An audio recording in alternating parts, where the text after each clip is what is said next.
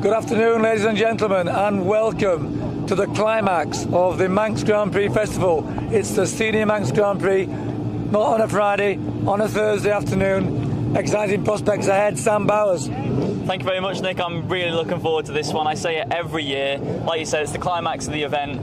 We've got James Hind, who's going to try and make amends for his disappointment in the junior the other day. We got Friday's schedule moved forward to Thursday, so taking advantage of the sun that's shining, but the wind's going to pose a bit of a problem, isn't it? That's why I've just turned my microphone this way to try and keep out the wind. The wind was with a real problem this morning at the lightweight race, and I can't see it being that much better this afternoon. In fact, predicted to be, as Chris McGann said earlier, predicted to be higher winds. Well, of course, the 750 machines are eligible in this race, aren't they? Will they benefit from this? The 600 will struggle a little bit more. A little bit more torque, but they're still, as one of the winners in closure, Dave Butler, was saying, you couldn't turn the bike at Windy Corner. Right. They won't be able to turn these either. Right. So that's not going to help. It's really going to make things difficult. I can't see the lap record, Mikey Evans' lap record of 122 miles an hour being broken, but we've got some real talent. We have indeed. We've got a double winner out again this afternoon. Got a double winner, potential, very much likely to be a triple winner. But if Ben just turns to the left now, we've got Nathan Harrison walking into shot. He's the winner of the junior. He'll be back out on his Quayside Tyre and Exhaust Honda, backed by Jackson Racing. He's always wanted to win the Manx Grand Prix. He's come back from really tough injuries in Derby about 5 years ago. Yes, I gather so. So that's the signal there for 15 minutes now to the start of the race. As you're listening now to the clock of the course. So the first numbers now are being pushed up onto Glen Crutcher Road, which is where we'll be going very shortly. I can see Chris Kinley, Manx Radio up there already. And we've got James Hind out for his, it could be his another win, 3 wins, yeah, 2 wins so far. Yeah, emulating and the retirement whilst leading. Yeah, emulating the late great Dan Neen, who was a great supporter of the Manx. Absolutely, Dan Neen not forgotten. I've just seen Richard Neen just now, and never forgotten Dan Neen. But we've had some great winners of the Senior Manx Grand Prix. We have indeed. I think you revised them all, didn't you? From not all of them, great mate. Jeff Tuke. These are the ones just off my head with a little bit of help from you. Got Mallet. This is mixed up from all over all the senior races over time. We've got Malachi Mitchell-Thomas, Michael Evans, of course, lap record holder, John Simpson, who won that very difficult conditions race a few years back when it started to rain on the final lap. You got Phil Reed, Adam Barkley, Jeff Duke, Matt Stevenson, of course, last year, the winner by 2 seconds over Stephen Parsons, who's out in this afternoon. Andrew Brady, Seamus Green, Derek Brian, Cy Fulton, Selwyn Griffiths, James Guthrie Jr., and of course Gordon Daniels, who is the GOH. He is the guest of honour. Yes, honour, and we want to go Nick. We want to find said Gordon Daniels. I know Chris McGann wants to remind him that the runner-up in that race was Gordon Pantle. He went on to success, I think, in endurance races and at the TT, and Gordon Daniels, I think, went off sailing. But we're going to chat with him about that when we find him. Well, let's make our way up to Glen Crutchery Road and we'll try and have a word with Gordon Daniels. We'll head straight through. See Michael Dunlop there. 21 to 40 to the start line. Thank you. We've got Roger Wibley here. There, who used to race around here in the 70s, all the way from South Africa. Well, Roger Wibley here, starting in his final Manx Grand Prix race. We'll speak to him up on the line. We've got Alan Brooks, who was third in the newcomers race. Of course, we've got the newcomers who weren't out in the junior, out in this senior race. Of course, they can only ride in one more race. Well, they've chosen well by choosing the senior. They're going to get 4 laps. I think full race distance. I think, Sam, that's the first time of the 4-lap race this week. It is, yeah. Obviously, the TT this year, only the senior went to full distance to 6 laps. So we've got the senior Manx Grand Prix going the full distance as well. Of course, 4 laps, pit stop after lap 2. Mike Brew's bike is there, number 81 to the left. without going on too much about it, in my day, it was a 6-lap race, to be honest. Look at this. Show you what, I'll give a hand as well. Look, we're not just pretty faces, Nick Jeffries. Is that your mate Reese there? He's a cheerful chap, isn't he? He'll always go for an interview. Let's try and find the guest of honour if he can, if he's... Well, he's doing the starting. He's starting the race. That I can tell you.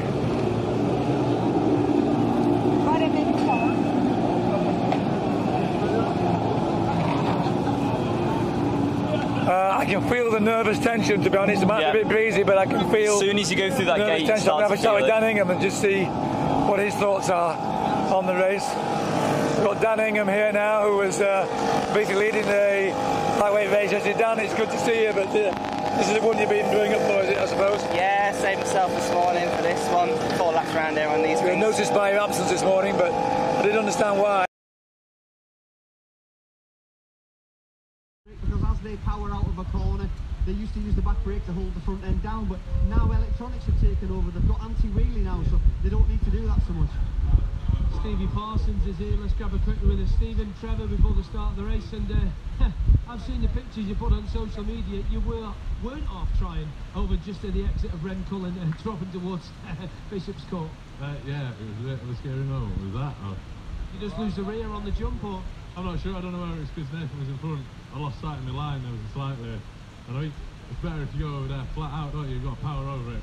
I think I must have rolled ever so slightly and just, it got a big hole and it got bigger and it got bigger and it got a bit scary, but anyway. Very similar to the one Dan Neen did there at the TT a few years ago. You ever seen that one? I haven't seen Dan Neen do it, no. Oh, actually, yeah, sorry, because Caroman left him, didn't he? Caroman ran off and... He was sacked. What about this race? Senior Manx Grand Prix 4 laps. Hopefully we can get going and do alright. I felt good yesterday, but me and Steve got in a bit of a thing going. It just messed everything up for us, so hopefully I can do the same again, get away well, get through, and just run my own race and I'll be happy. So.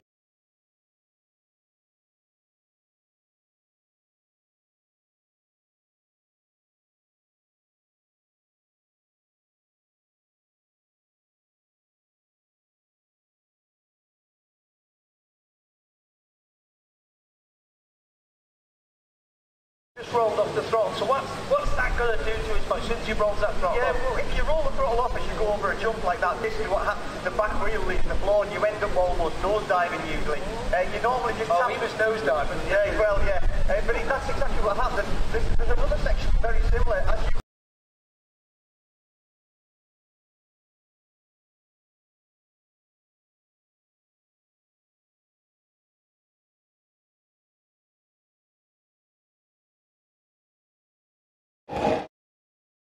speak to Stephen Parsons. I've butted into too many pep talks before the race by now.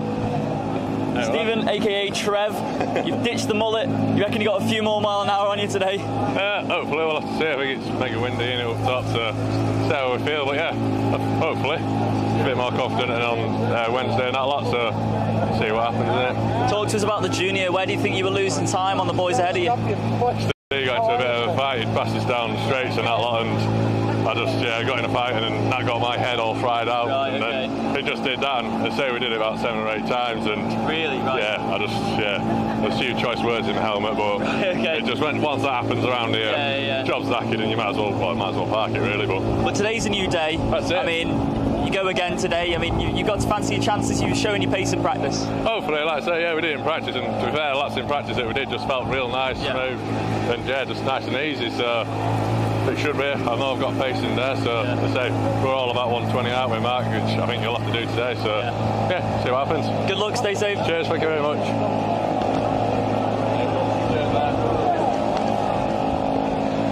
So we've got the great Stephen Proctor, number 1 Jeffries away in the Senior Man Grand Prix. How's that feel? Good. It's not ideal having a target on your back like, but it's been there, done that, got the video. Yeah, exactly. It's more of a memory thing than I'm bothered about going number 1, if you know what I mean.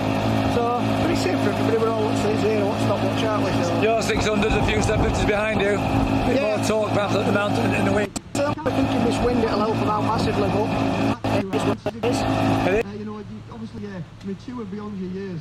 Are you up for conditions are going to be like a bit windy, but it should be better on this bike than the 250, like, so we'll have a go. So what we've been hearing this morning from the riders, getting it turned at Windy Corner was the issue. Right, well, keep the eye out for that first one. Well, look, first man away in the Manx Grand Prix. I would say it's quite a moment in your life. Good luck getting better than that. No. Good luck to you. We'll look after you. We'll see yourself. Cheers. See you later. We've got James Hind, winner of 2 Manx Grand Prix within the space of about 12-15 hours. Getting some wise words from Andy Farrell, now retired, should have been in this race. James, sorry mate. Okay. Off the back of 2 wins, you got to regroup and start again for this one. Yeah, I know, it's pretty hard work. Had about 20 minutes down there, but we'll have a go. Quick sandwich and a pint of milk? Yeah, pint of milk, yeah, I have, yeah. Identified the problem from the junior race, you feel like it's resolved? Well, hopefully. We just got to see him try. There's no practice lap, so yeah. Just tried, mate, yeah. What was the problem on Wednesday?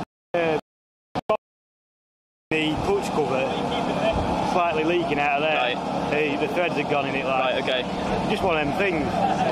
Quick change and then you're feeling confident? Yeah, confident enough, yeah. We'll have a go. You'll have to adapt from the 250. It's a bit of a difference, but you might have a bit more pull going up the mountain mile. Yeah, I think I have a bit of an advantage. Like, it's a bit harder on the 250, so yeah, we'll have a go. Good luck, mate. All the best. Cheers, mate. Thank you.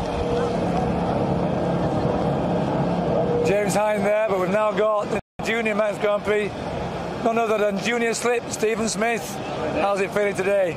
Yeah, good mate, yeah. Just calm before the storm? Yeah, over the moon, still sort of really happy from yesterday, so just looking forward to getting going. Bit of a technical issue with the bike, it was singing away using the fans, I think, to cool down, took about half an hour to cool down. Yeah. Any found any faults? No, not really, we just went through the bike, didn't really make any changes and just did whatever we could do really, just give the rad a clean and just check her over, and it'll be what it'll be, I think. A remarkably casual Steve Smith, but I've been there like leaning against this wall many times. I think deep inside you're not that casual, surely. One of them, like yesterday I achieved everything I really wanted to achieve here. I got a podium, I got in the 120 club, so just really looking forward to just getting out and enjoying this race. Yeah, I've got pre-race nerves, but I'm just looking forward to getting going. Concentration, have a great ride, Steve. Okay, wish you all the best. Cheers, bye for now. Let's try and run up yesterday. Let's go one better today. Let's go. Calm and collected, I've got to say that. Because it's Roger Wibbley's last start on the mountain course. Roger, yeah. So we've got to go have a word with Rog. Competitor in the Manx Grand Prix, then the TT, and then back to the Manx. If any of you out there are Roger Wibbley fans, try and work out how many races he's done, how many laps he's done of the fabled mountain circuit. I'll go a bit further back.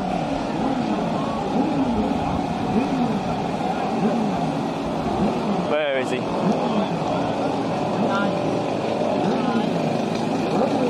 I can see him all the way down here. Walking past Jim Barner, number 61. Nice. Jack Fowler had a strong run in the Super Twins race. He's switching over to the 675. Here he is. Roger, it's your last start on the mountain course. You feeling a bit emotional about this one? Yeah, I'm feeling a bit emotional in last race.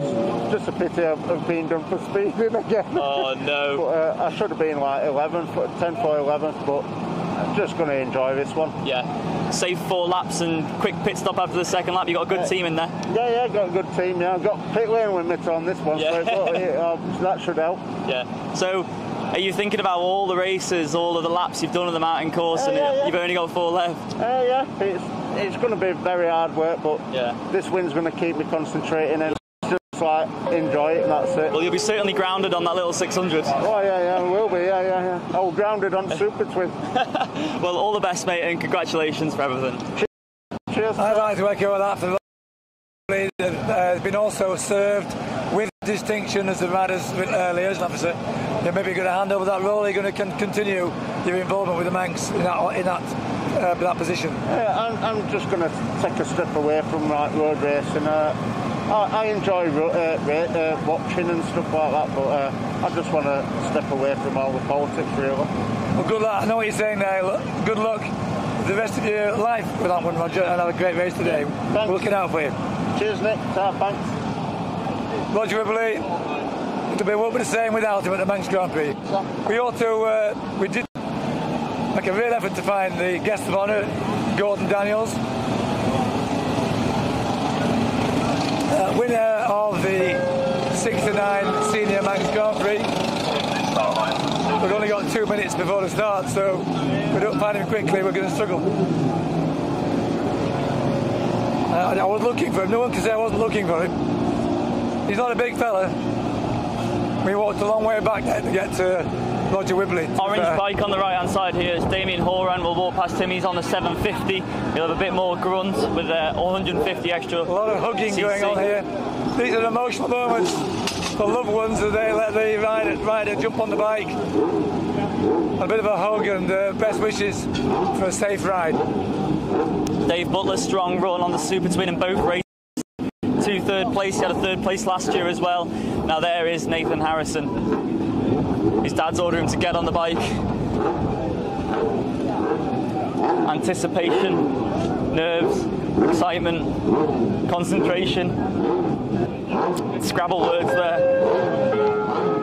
1 minute start line, 1 minute. Gary Thompson, clerk of the course, doing a sterling job. 1 minute to the start of this Senior Manx Grand Prix. We've seen some great names on the top. Indeed, there is Gordon Daniels standing on the rostrum proudly to start this race. I think he will be the honorary starter for number 1. Stephen Proctor as he gets away on his Yamaha. A Wakefield lad, so best wishes for Yorkshire riders again in this race.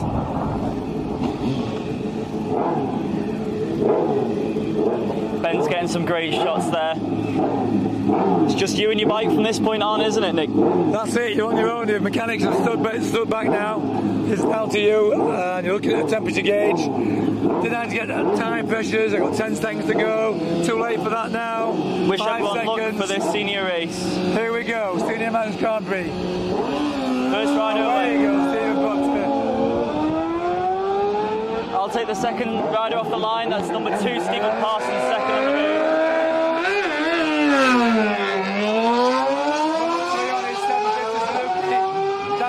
I'm sure he's going to be determined.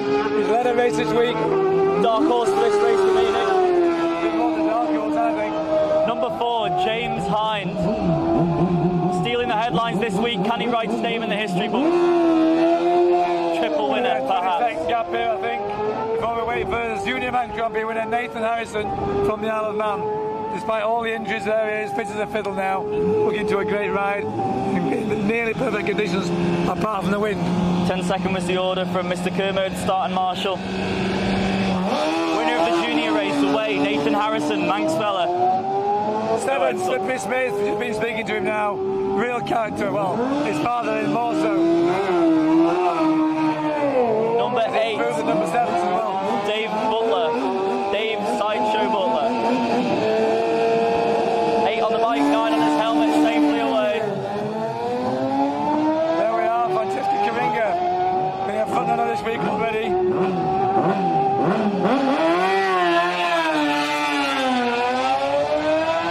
Number 11 on the Robbie Sylvester machine. Bit of a gap now, 20-second wait for Brad Vickers to get away. That's Brad Vickers wearing the James Cowton inspired lid, lovely touch.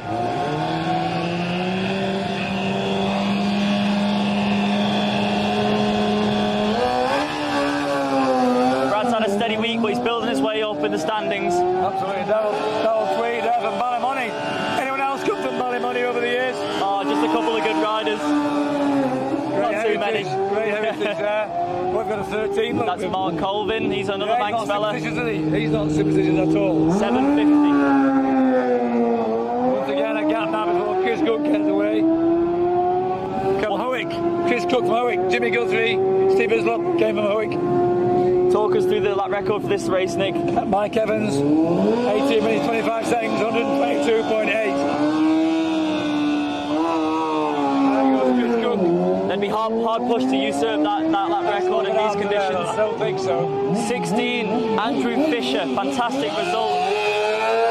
Practice and a fantastic result, 5th place in the junior. 17, David McConaughey.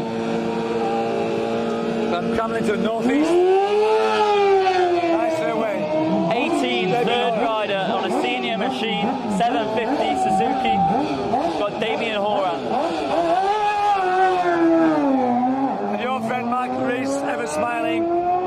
Manx Grand Prix. Always got time to speak to us. Such a lovely guy. Wish him all the best. Go ahead, Mikey. Arnie Shelton was telling me he's got a locked-out Yamaha stashed away somewhere.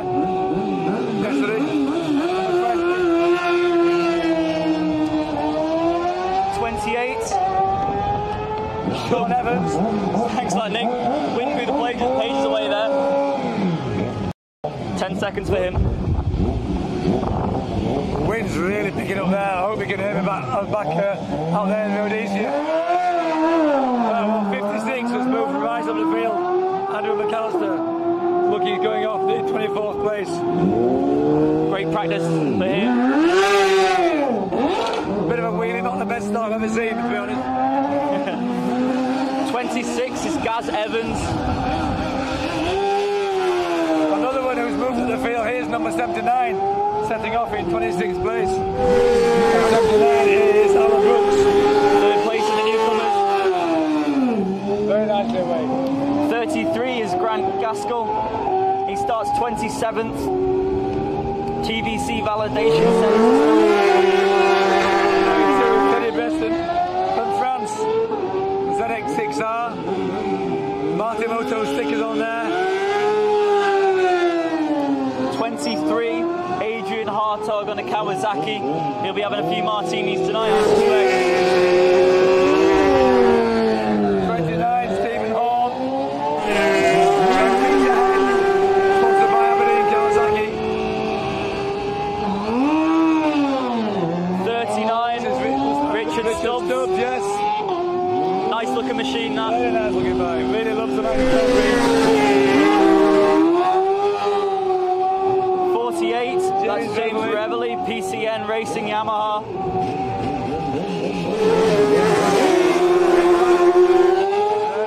31, Chris Sabora from Seattle, USA. I thought he was a bit too early there. He got there in the end. 70-30, David Murphy, Sectors Yard Limited Suzuki.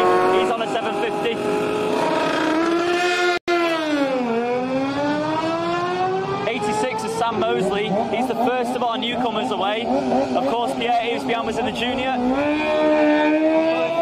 Before the newcomer away, actually. 37, Radley Hughes.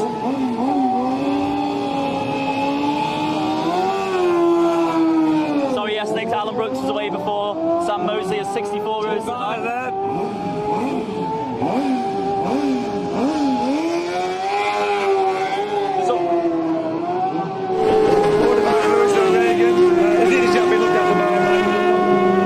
Tommy Henry, who's 2 behind him. That's Dougie Weston looking up there. 27 is Ben Ray.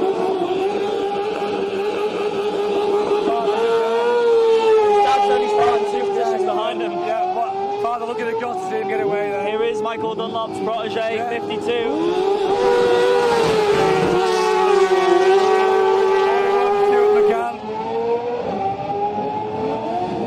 We don't know where New Ball Verden is yet. I love his drive.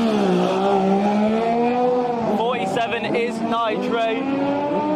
He starts 30 seconds after his son.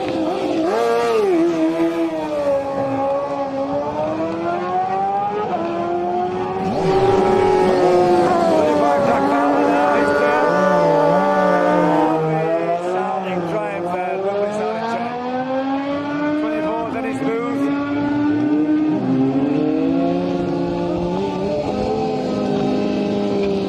Ballymena, not Ballymoney, Ballymena. Yeah, we're not seeing Dave Fine or Lee Embry there. But you know who's coming next after me. I'll leave that to you as I get live timings. From Greece, who has supported the Manx the last 3 or 4 years now in the very distinctive colours. 87, David Brook from Bradford, Brook Suspension. Trying a bit of wheelie there. 34, Andrew Windsor as Sam getting the time from Glen Allen. And as suspected, Nick, it's mighty close. This is the last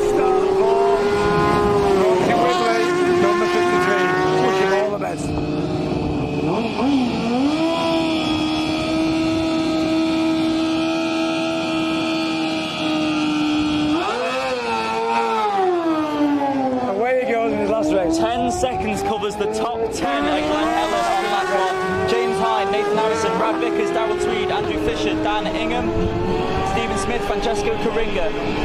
We've also had Parsons and Proctor through Ballaugh. Kevin Bartley, 51 about to go away. Lovely triumph sound, I love that sound. 78, Benjamin Plant. He should be alright in the wind today, shouldn't he? He should have coped with that alright.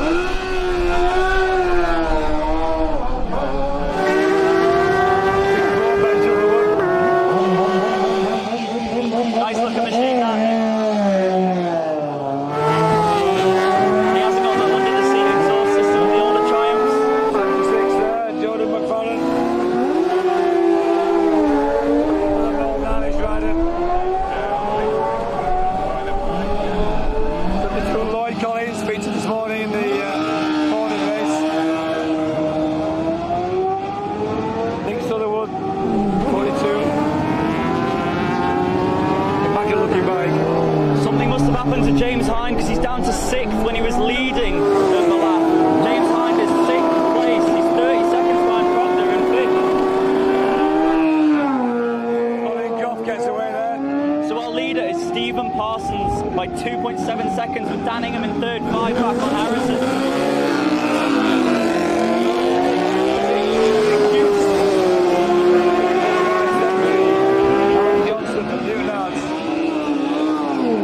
Brad Vickers is having a great run a little bit lower down the field. He's 3rd at Ballaugh.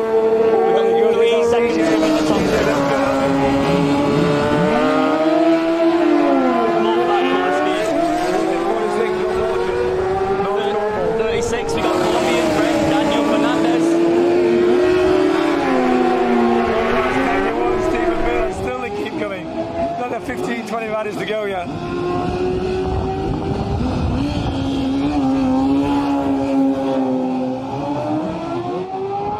I'm now staying face to face with Nick Jeffries to try and hide from the wind. 63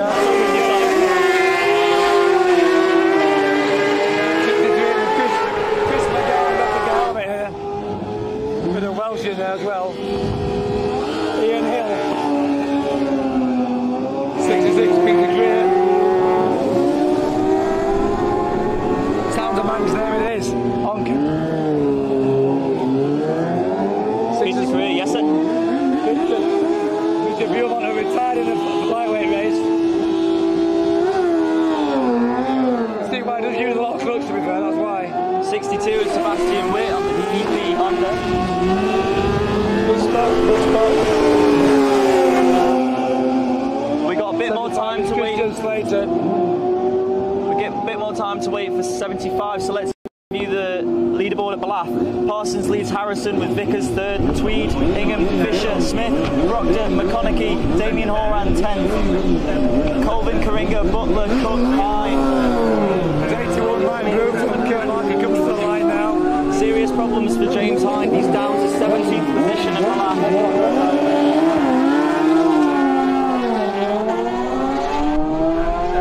5 more riders to leave the line here at the grandstand.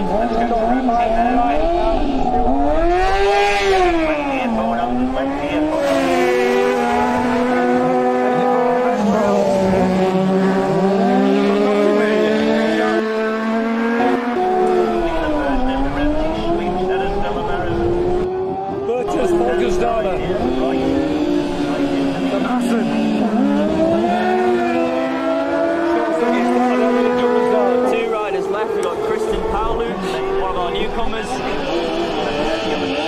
from Poland, big shot from Poland, and the last lap rider to leave the line. I think it's Chris Stewart. It is indeed Chris Stewart from Glasgow. And all will become calm.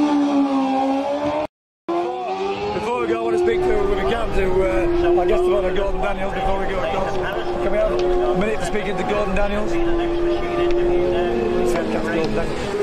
And now we have a guest of honour this year, the winner 50 years ago, Gordon Daniels, and are you just looking forward to speaking to me on MGP TV Live?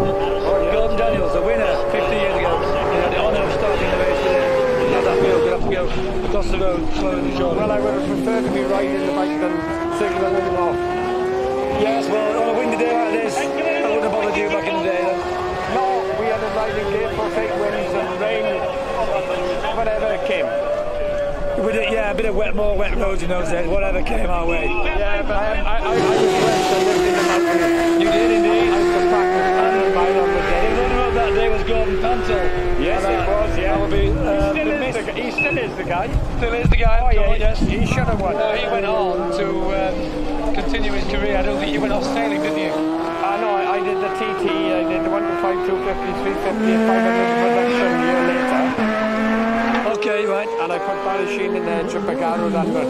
Well, that's something to shout about, isn't it? You put Barry Sheen in the hedge. Yeah. Well, it was either him or me. It couldn't be me. What's it like for back in the Isle of Man as the guest of honour? Surely that's a great honour for you.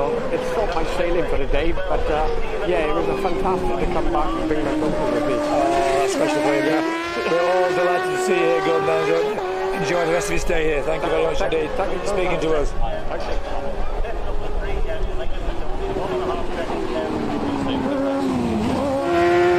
So, James Hind retired at Ballaugh. We will not be seeing the treble today. We will not I'm be seeing also the very treble. sorry, a very emotional moment there for Gordon Daniels. A lad, a lovely man he is, was almost in tears speaking to me there. It means so much to a lad who's coming back after this such a long absence to see like Glen Crutcher Road looking the same. Well, we've seen all week in the winners' enclosure how much motorcycle racing means to us as a community. Oh, it gets to me sometimes. It's amazing. That was fantastic to see all that. But James, to remind me again what you said there, Sam, about James Hind. Unfortunately, James Hind is a retirement at Ballaugh. He was leading by only 0.4 of a second at Glenhell in the first sector, but he's now a retirement at Ballaugh. Really unfortunate for him. It wasn't to be for the treble. He was leading the junior, he was leading the senior. These things happen, Nick. Well, they do indeed. What did he do? He's done. And surely he's already stamped his foot on authority on the Isle of Man. He's going to be a threat in the future without a doubt. It'll be very interesting to see whether he's going to return to the Manx Grand Prix next year. We're not going to speak through that. Whatever he chooses to do, I just hope it's successful, safe, and he continues to fill the crowds like he has done this week. Well put, Nick. Back to the action. There's a race on our hands still with the absence of time. Stephen Parsons leads at Ramsey. Nathan Harrison second, 3.3 back. And we just got the first riders through Bungalow. Stephen Parsons is through, Daniel Ingham and Stephen Proctor.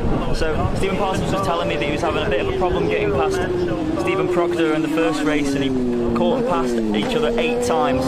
He seemed to have got past him with ease. So Harrison's through as well. So Parsons leads Nathan Harrison by 3.4 seconds.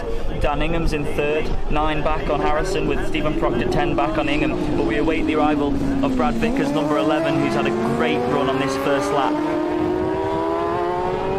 It's certainly changed the perspective of the race, has it not? Apologies for the wind noise down here at Glen Crutcher Road.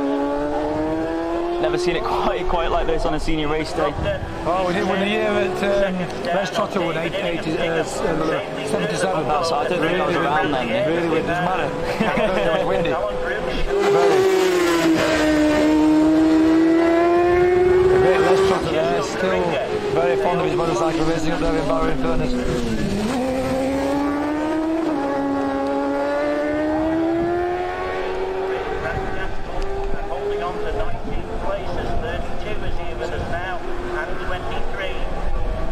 Darrell Tweed jumped into 4th place there. Did you see that? He's just ousted Danningham into 5th place. I think what's happening first lap is the riders are just working out. I mean, Chris has done a few windy races around here. Tell me about how quick was it that? Oh, wait, is it a quick one? No. You're not doing quick ones? No. Chris McGrath, windy out there. What they're looking for, they got the mountain. Well, I learned the trick out on the mountain mile one time. You go up on the left-hand side, because the wind comes over the top of the road. If you're on the right side, you're busted by the wind.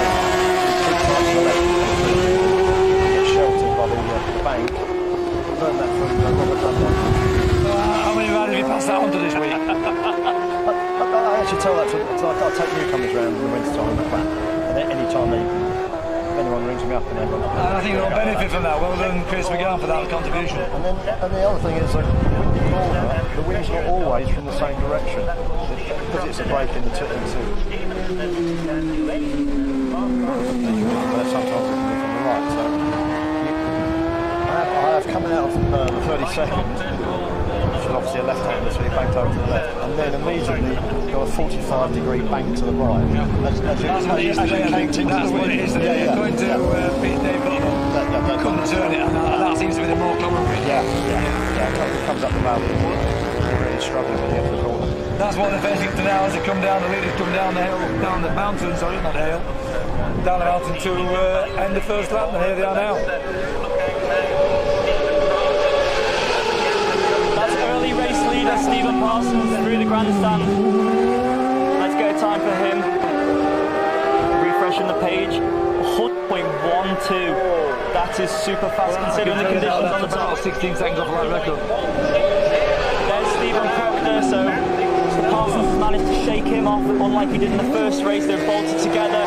There's Dan Ingham, he's through, 119.6. Second place at the moment for Dan Ingham. So we await the arrival of Nathan Harrison and Brad Vickers as well.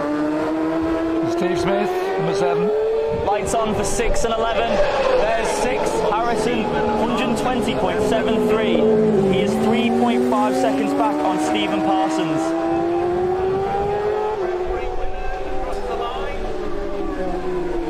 Daniel Ingham third, 10.6 back, with Proctor fourth, 13.6.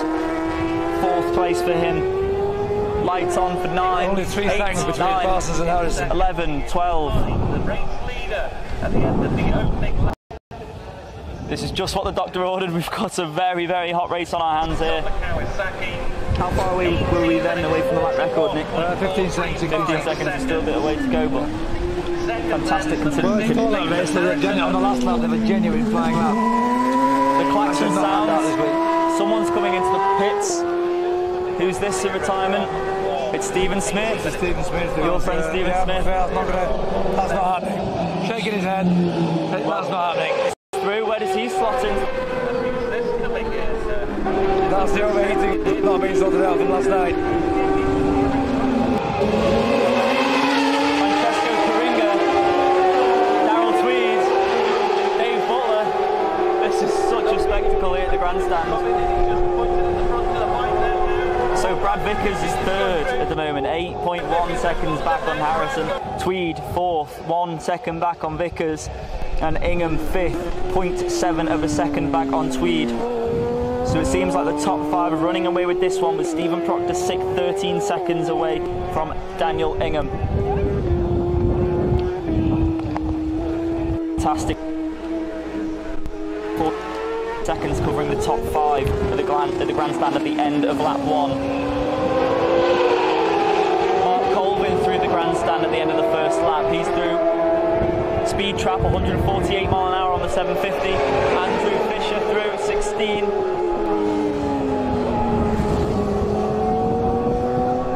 Speed trap time for him, speed of 145 miles an hour. Just to make it complicated for me, lifetime is not triggered on Brad Vickers yet. And the reboot. Right on the stand for this, the don't mind. So let's give you the top. Ahead of number 6. David McConaughey through the grandstand on his R6. He's in turn 8.1 seconds ahead.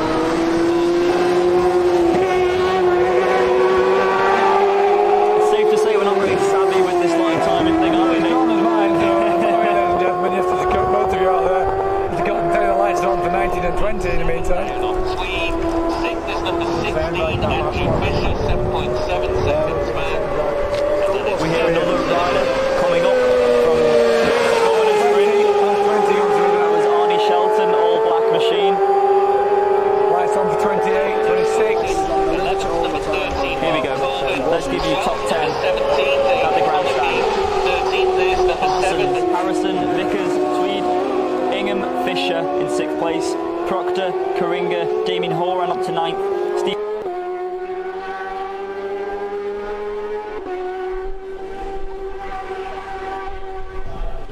We've turned the Just Wi-Fi off. hearing Michael Rees and Nigel Ray retirements. And James Hind. And Stephen Smith as well. Smith, yeah. Lights on for 33. So lights on for 28. Reese, Hind, Ray and Smith, all retirements on this first lap. That was Ben Ray, was it? Oh, Nigel Ray. Yeah, I've got Brad Vickers up there now for third place. So Glenn Helen will be coming through Glenn Helen now. Stephen Parsons goes through. It's amazing what you can do is knock the Wi-Fi off.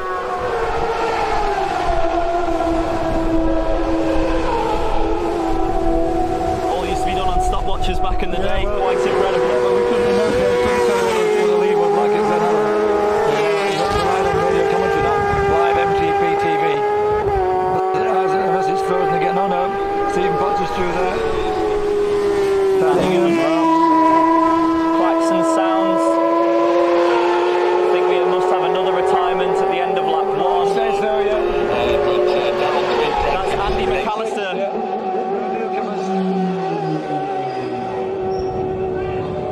His team didn't realise he was coming in.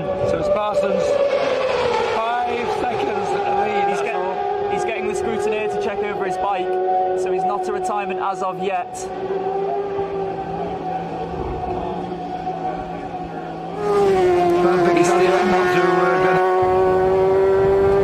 Look at the back of the bike. No, he's in engaged gear. Stalled it.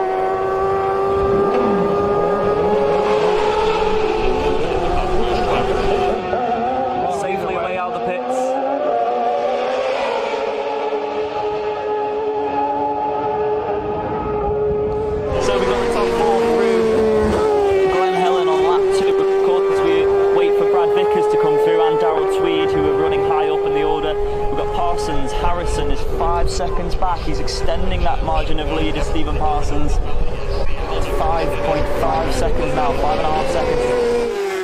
Parsons. Vickers is through. He's 10 back on Harrison.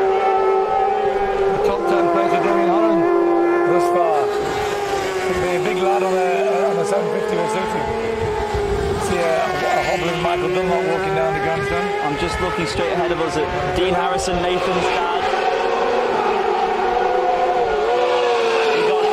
His brother behind him, eagerly listening to the radio.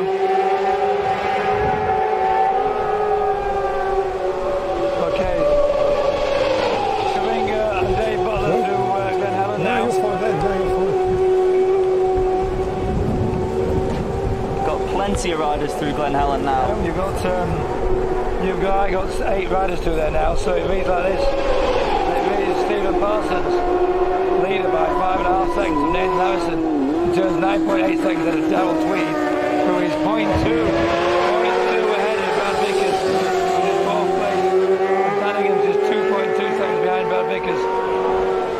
Andrew Fisher is 8.8 seconds behind. Stephen Proctor is 8 seconds behind Andrew Fisher. And Francesco Karinga is also through Glen Helen, 14 seconds down in 9th place. Martin Colvin. Ben Crookall, cameraman's being packed behind us. Chris Cook just following now. Ahead of Dave Butler. Chris Cook 10th place, Dave Butler down to 11th.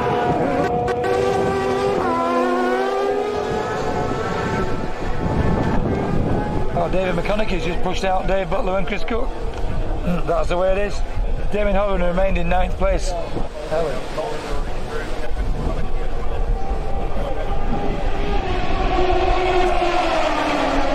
Chris McGann. So we're going to go about pit stop again, you think? Well, as we've seen before,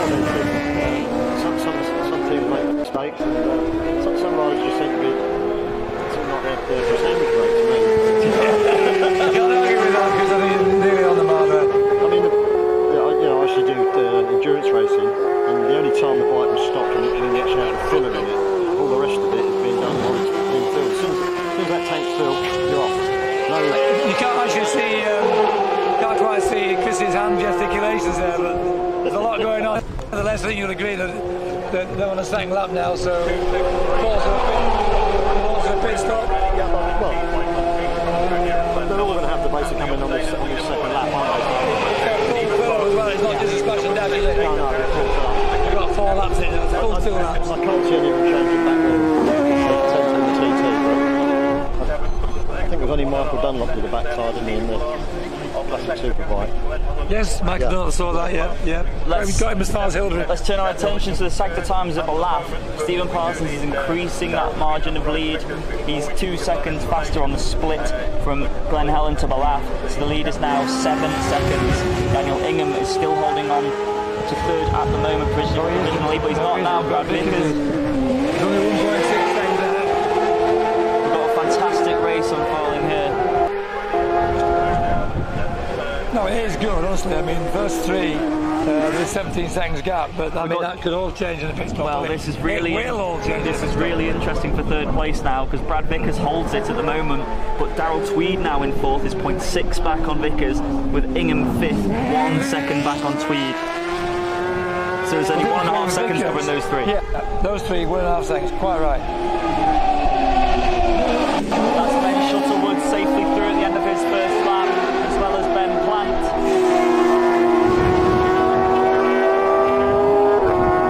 We did have Nathan Harrison with a 30-second penalty, didn't we, in the junior race, and he was still running to win. But none of these guys want to be doing that again. Of course not. Not at this late. Life's a learning curve, isn't it? Every day's a school day. They'll probably learn from the junior experience.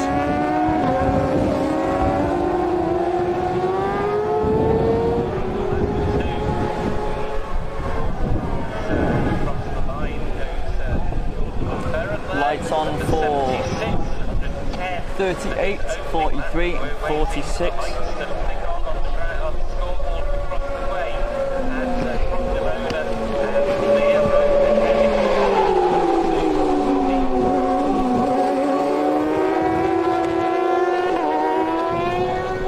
Didn't see any improvements on lap times, even though they are coming into pit stops. With 18.41 first lap, 121.1. Lights and sounds for another rider into the pits. So who's coming in? It's 43 is like Croft. Colin Croft is into the pits. He looks like a retirement.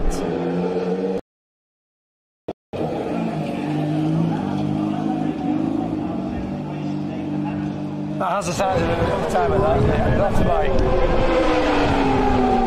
Only one rider yet out Ramsey, Stephen Parsons.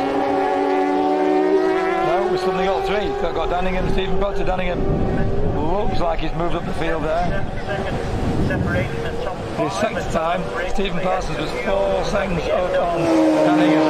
6 up on Stephen Potter. Gap 7.7 seconds. It's gone up. He's gained 4 seconds on Nathan Harrison and Stephen Parsons.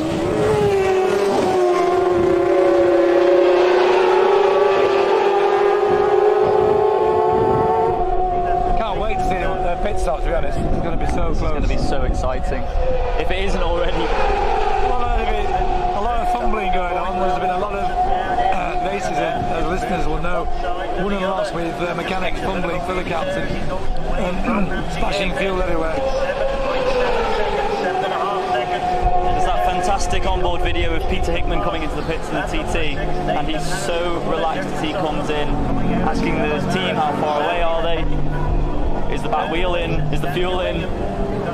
That's definitely the way to do it. Just waiting for Brad Vickers to get to Ramsey. There's some pressure on these pit teams. Oh God, yeah, absolutely right, pressure, for sure. But no Brad Vickers yet at, Brad Vickers has moved to third place, and he is 3.6 seconds. He's dropped 2 seconds on Stephen Parsons, but he's 11 seconds down on Nathan Harrison. So he's taking so it's Stephen Parsons, Nathan Harrison, Brad Vickers, Darrell Tweed, and Dan Ingham, the first 5. Stephen Brock's in 6th. 42 is into the pits, and I think he's going out again. Is that Chris Sabora, 42? I thought I saw him shaking his head, to be honest. We'll find that rider for you. 42.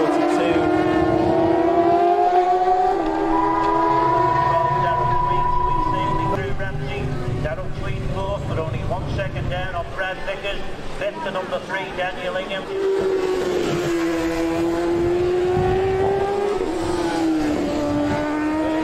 51 into the pits.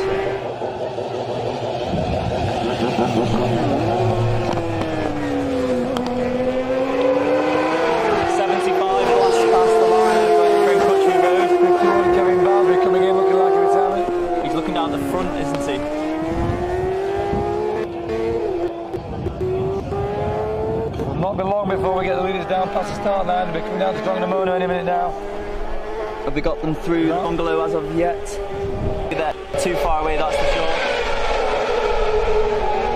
Now, Stephen Parsons, leader of the race. He's leader on the road as well, unlike Nathan Harrison. If you to overtake ahead of him. Not many though, there were many to overtake.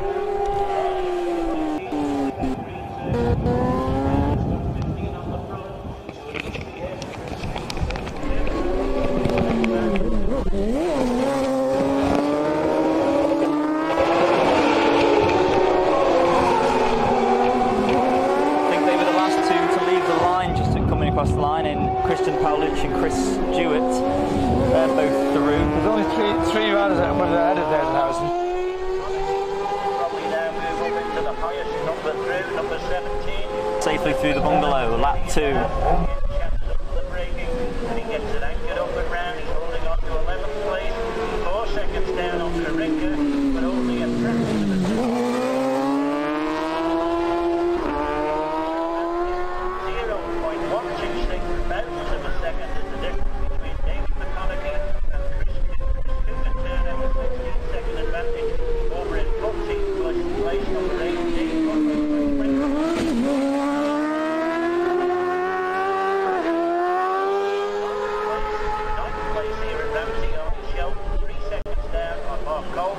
but only half a second ahead of the 10th place, number 18, Damien Boru. I think the starting difference now will be that the boys will get their lap.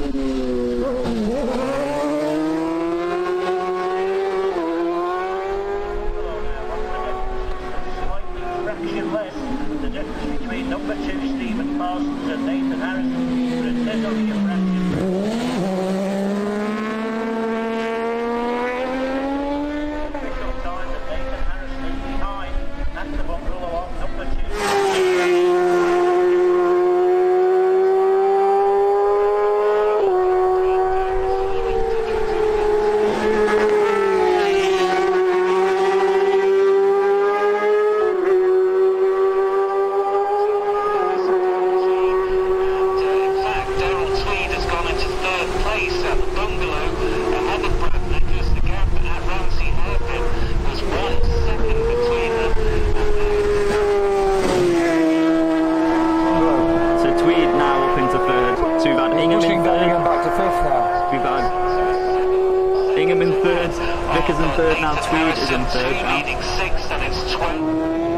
Francesco Coringa safely through the bungalow. Andrew Fisher's currently in 6th place. Well spotted, Chris. Lights on for 2, which is the race leader. The 2 lights on, only one showing 2 on timing. Kenny to our left is poised, ready to take them in. Now, we've got a great view for Nathan Harrison right in front of us here on the pits. We've got Dad Dean on the fuel. We've got Dicko with a bottle. As yet, Stephen Parsons the only man to Dan Higgins just popped through there, and his sector time was 1 second slower than Parsons. And Stephen Proctor through there, 3 seconds slower. But Harrison faster by 2 seconds. That must be 4.8 now. It is 4.8. The second. Harrison's coming in on Stephen Parsons now. 4.8 is now the margin. We'll call it 5 seconds if you want. Let's call it 5. The pit stop will do it all. This is the leader on the road. The leader in the race as well. Parsons does nice and slow on the limiter. He's acknowledged his pits. He's in. 121.01, as Chris Kinley says, very similar to the first lap. It is within a second. Let's see if we can hear what his pit is saying. He wants a wipe on his visor. Yep. Mechanic checking the tyres and the visor being cleaned. All looks good. They're comfortable. They look very. I'd expect it's Nathan Harrison. No, Dan Hingham we have first. Dan Hingham. But the klaxon sounds a number of times. Kill the engine, it's 3 win into his pits. Here's Stephen Proctor. Now then, this is when the race is won and lost. We've got Nathan Harrison in. What's the difference? 5.8 seconds.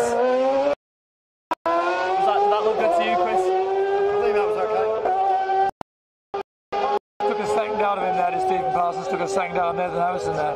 They'll be telling Nathan that he's 5.8 seconds behind at the grandstand. Danningham third, Stephen Proctor fourth. I don't think we'll know that. 55 seconds was the pit time for Stephen Parsons.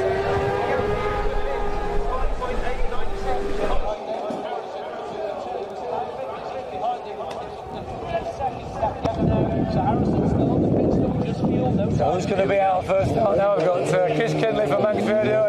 Told Nathan. Limiter, yes, that was brilliant stop for Nathan Harrison. He came in behind Proctor and Dingham, but he's left in front of them. Great stop for them. Nathan Harrison was 6 seconds quicker in the pits than Stephen Parsons, so I think with a 5.8 second deficit on the way into the grandstand at the end of lap 2, we have a new race leader in Nathan Harrison. One of those three riders, that's exactly the track there. You can see it lying in a road down there.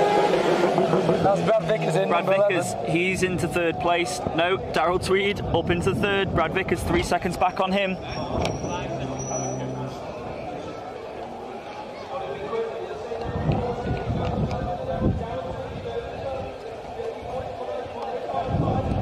I don't know if you saw that, Sam, but there's some debris in the road down the road. There's those three riders left. Can you see it down there? Yeah, I can see it. I can see it. Well spotted. I think maybe a rag left in the fairing. Well spotted. I don't know who it came from. But most of it's away. We've got cheers for Francesco Coringa as he's into the pits. We've got 7th place, Coringa. These times are all the times as he came into the pits, not the time when he came out of the pits. I think the 6 seconds that Harrison gained on Parsons.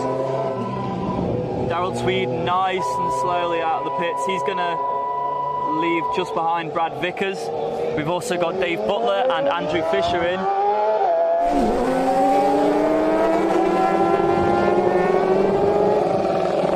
That's Mark Colvin.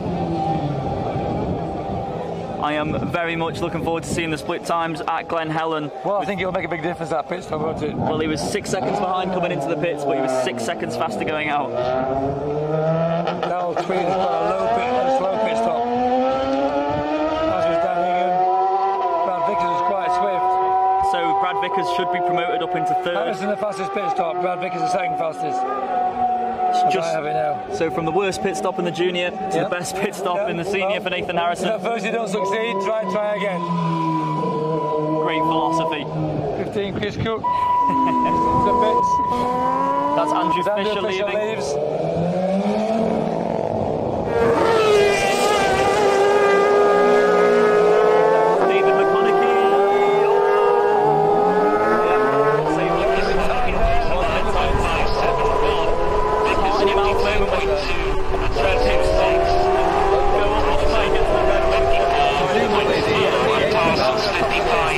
You're lying about 9th place. And that lap from Stephen Parsons again, 121.010 miles per hour. Nathan Harrison. Let's give you the top 10 as we have it at the grandstand. Parsons, this is before the pit stops, remember. Parsons, Harrison, Tweed, Vickers, Ingham, Fisher, Proctor, Colvin, Coringa and Dave Butler rounding out the top 10. Strange things out in the pits. He took 30 seconds longer than everyone else. This time he's taking 6 seconds faster. 0.790. So Darrell Tweed will join the Tommy Club at that lap there of 120.124, and he becomes the 23rd member of the Tommy Club, established in honour of Tommy Lucas way back in 2004. 36 memberships available to represent his 36 years. So we're up to 23 members now with Darrell Tweed, the latest to get there, currently running in third, but it's all going to shake out as we head to Glen Helen. Someone else. The boards appear in strange places and smiling faces who are normally the opposition. Yeah, we're going to on your side once their man's gone. Got it. Thank you, Chris, for that. Just quickly, we announced that Michael Rees was in a retirement, but he's in at the bottom of the pits there, in for refuel. I didn't announce Michael Rees. I did. Don't worry.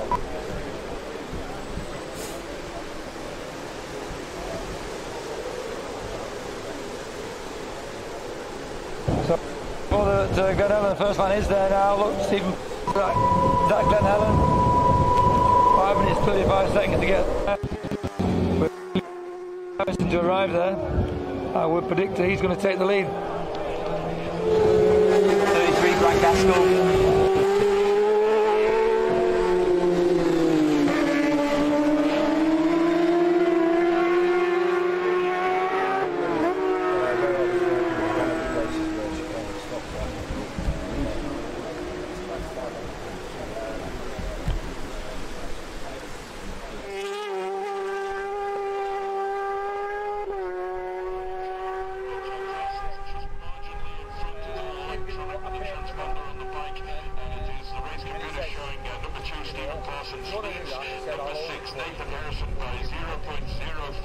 And that's a 6 seconds in a bit, an identical time really.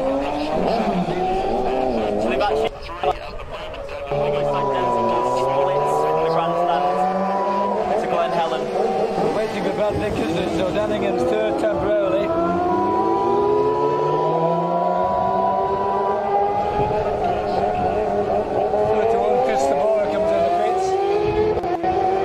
Daniel Ingham's through Glen Helen, so is Stephen Proctor. We're just waiting for Brad Vickers now, he's about a minute and 20 seconds behind. We've got 1, 2, 3, 4, 5 bikes in pit lane.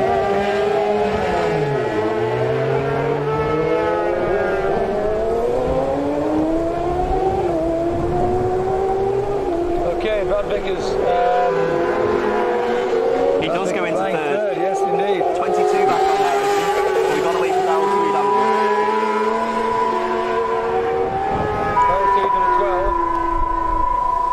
Should be through any moment now.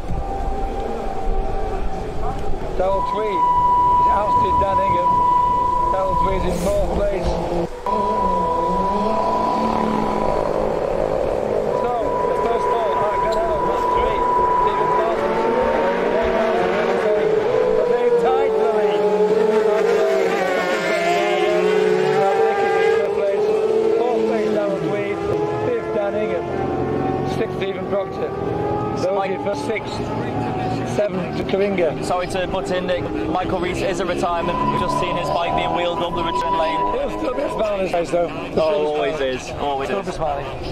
But virtually inseparable at the top. We're going to call, I can't imagine Roy Moore calling out a gap, so we'll call it all square in golfing. He used golfing term. Call out all square. This is exactly what we expected to see in the senior race. We did expect James Hines to be in the reckoning. He's not, unfortunately, so it's a Parsons-Harrison battle. Ben Ray and Sam Mosley leaving, the last 3 riders leaving together. In fact,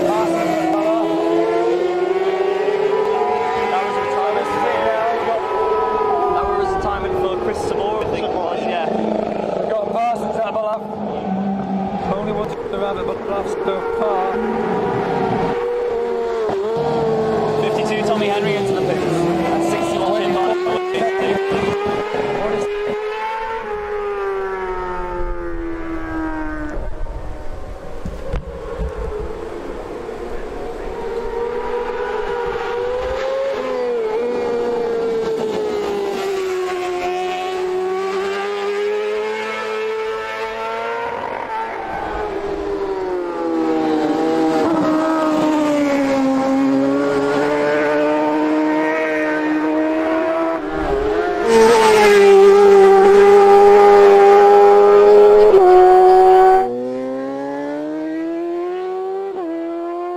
Grandstand onto their only flying lap for this 4-lap race.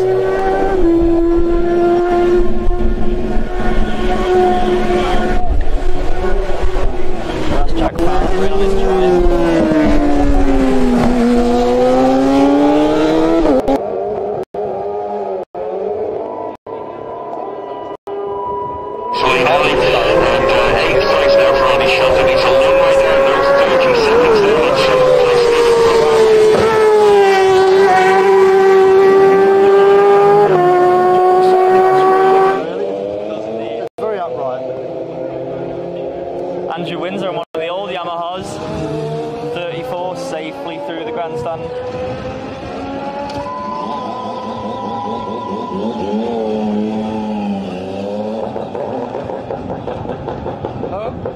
Great sound, that triple.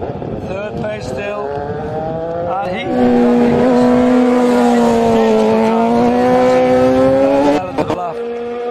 thousands of second difference.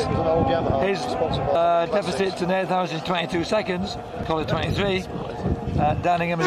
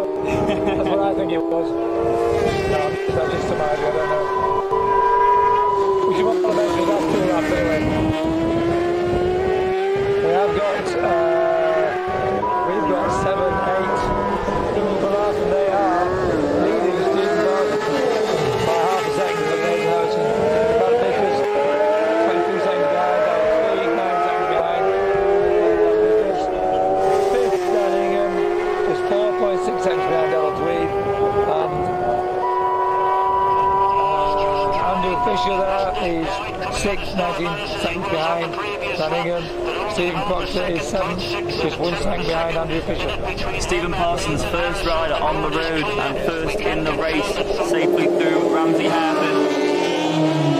They'll be sure to up the heart rate of our beloved Roy Moore there. He'll be getting incredibly excited about this one, just as we are down pit lane. Yeah, well, Stephen Parsons at Ramsey.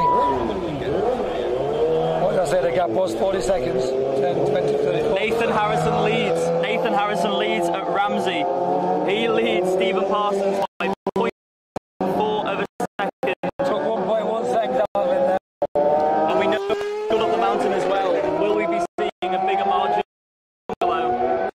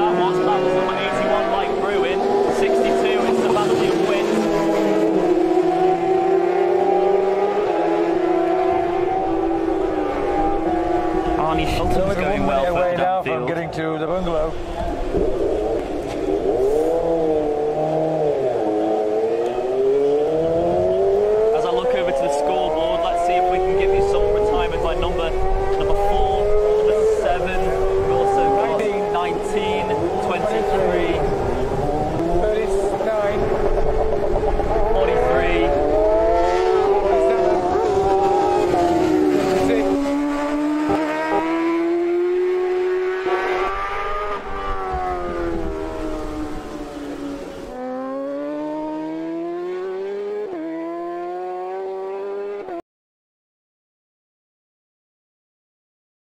Stephen Proctor in 8th place. They're only 2 seconds ahead.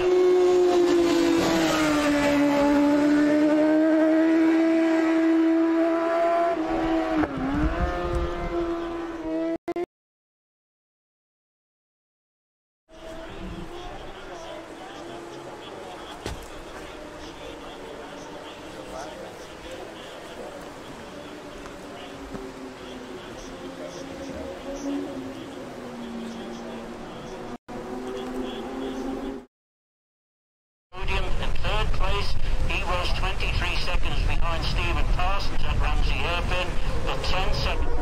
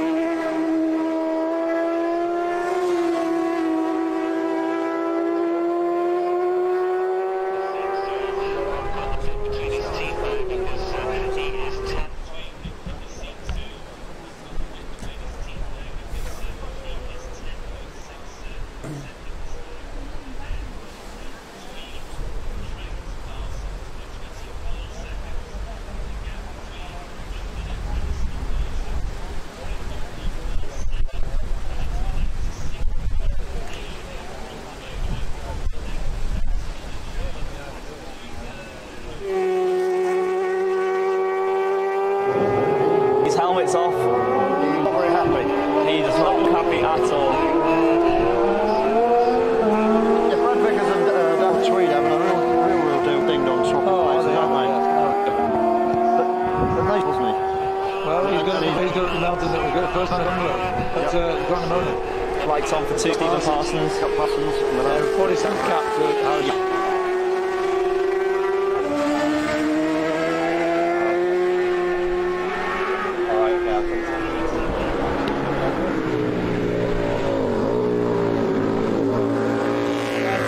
Gap's now out 6 seconds.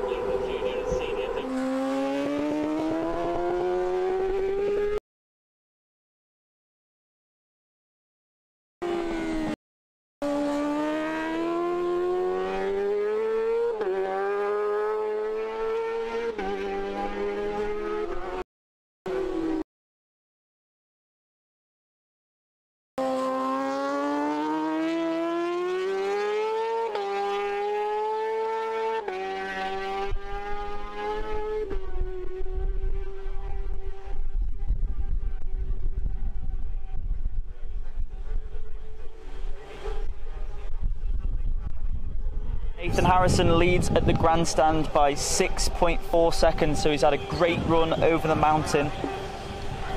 He was behind for the whole of the lap, all the way up until Ramsey, and then took the lead on lap 3. So lap 4 at the grandstand, Nathan Harrison, Stephen Parsons, 53 seconds back on Parsons, with Darrell Tweed 4th, 12 seconds back on Vickers. Ingham round out of top 5 with Stephen Proctor through as well. 0.735. Top 5, got top 6 here now. Got top 6 now. Currently in 613.921. Yeah, well, Nathan's definitely stronger over the mountain. Yeah. He made up time. Was higher up the order in 6th area, but dropped just to 7th. So last year in the senior we saw that Matt Stevenson was great over the mountain and pipped Stephen Parsons to the win again, so are we going to see history repeat itself today?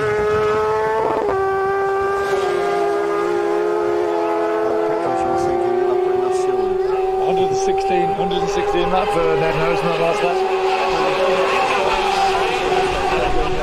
That was Francesco Caringa through the grandstand, 7th position, 111.48 on that lap with a pit stop. It was nice to see Michael Dunlop doing the fuel. Easily the fastest on that lap was Nathan Harrison. I think no one got within 13 seconds of it.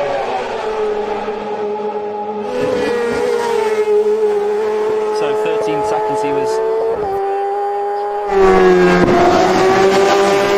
including the pit stop. So that was 6 seconds with the pit stop and about 6.5 seconds with just straight up ability riding around the GT course at 116.3 miles an hour average. You've got to admit that although he's riding under the bike is actually Jackson's, and they're very, very experienced. Well, they've had John McGuinness on them, haven't they? Jackson there watching it. And the father was 3 times world champion.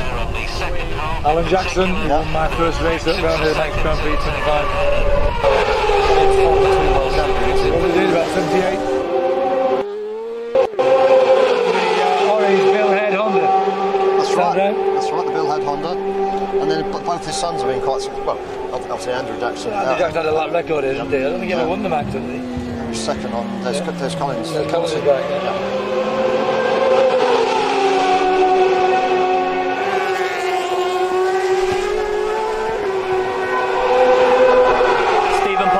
First rider through Glen Helen on the final lap of the Senior Manx Grand Prix, and he's done his fastest sector to Glen Helen of the whole race. So I think he's got the acknowledgement that he's 6 seconds behind Nathan Harrison, and he's responded 4:36 and a half. Wait now before Nathan. That's the fastest sector of the race to Glen Helen, set by Stephen Parsons, currently sitting second. Well, definitely doesn't want to be second again, does it? Well, it doesn't. I can tell you now that Parsons took 0.1 of the second out of it as well. Nathan Harrison is through, and he's done the fastest section now to Glen Helen, 4:36.4, so he's leading by 6.5 seconds on this final lap. Sounds like a lot in MotoGP, that would be a lot, but not in road racing. In MotoGP, but their race from here back to the finish will be about Daniel Ingham and Stephen Proctor both through Glen Helen. Stephen Proctor's had a good section there. He's faster than Daniel Ingham ahead of him. You just need Brad Vickers and Darrell Tweed, I think, now to give a good idea of the top 6. They're yet to get to Glen Helen.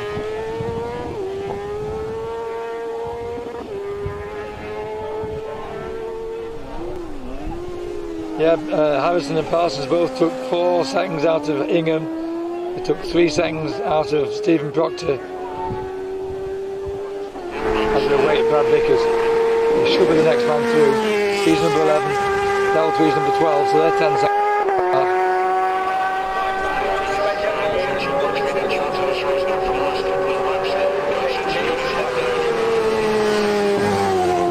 So as the riders approach Balaf on this final lap of the final race of this year's Manx Grand Prix, Harrison leads Parsons with Brad Vickers in 3rd, Daniel Ingham 4th and Stephen Proctor 5th. But we still await Darrell Tweed, who had a slow pit stop which he is trying to make amends for.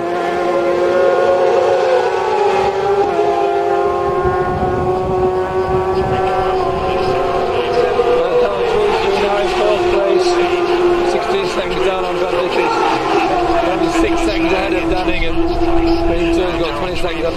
Steve Proctor. So that's your first 6. Harrison, Parsons, Vickers, Tweed, Ingham, Proctor. There's your top 6, Ben Helen, last lap. Only 1 minute 14 seconds covers that, those 6 riders. But more importantly, the 6.5 seconds between Harrison's and Parsons, who we await the first arrival at Ballaugh, which won't be long. And unfortunately for James Hine, he'll be just sitting there watching the leaders of this race going past. Should be in the Raven, although he's only 19. It's legal. He'll have to get escorted across the road depending on which side they pull in. We haven't a view, is it, to be honest, but they'll be throwing pints of Ocals over at him. Counting down the moments now. I'll say Bushies and other top quality beers are available as well. My ale choice does not reflect those of Manx Grand Prix TV Live. What was it, 40 seconds for Harrison to get there? Shut up, that was Parsons through Ballaugh. Just wait 34 seconds now. But he hasn't done his fastest sector to Ballaugh on that lap. He hasn't, no. He has not. With a clutch flip from someone who's a good pass to start finish.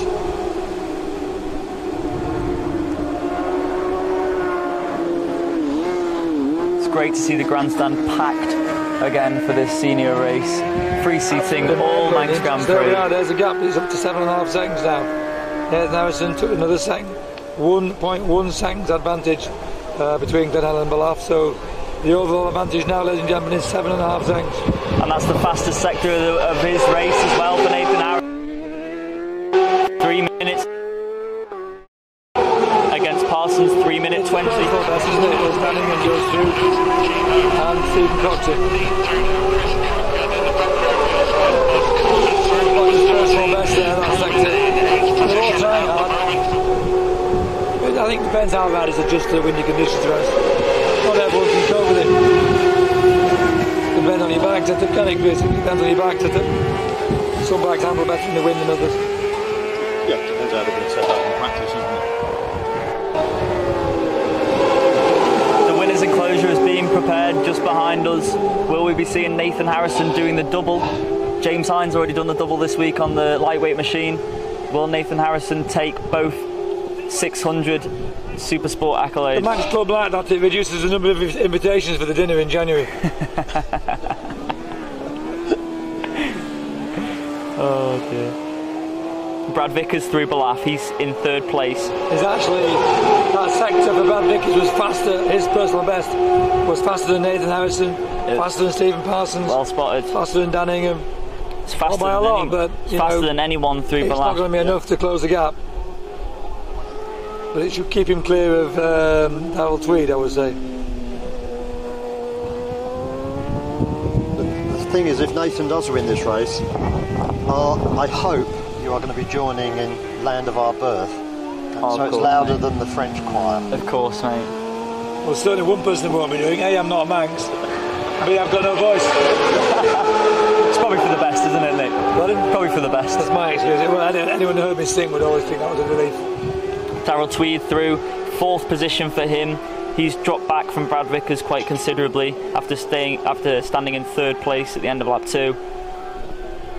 He's 3:22 to Ballaugh on this lap against Vickers is 3:19.5.